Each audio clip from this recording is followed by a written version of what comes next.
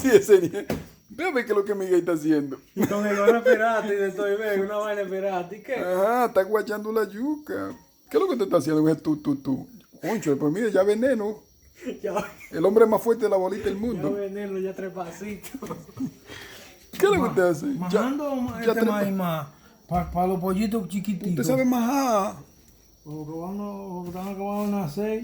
Y decir, ¿qué es lo que Miguel está haciendo? No, porque ya que eso no se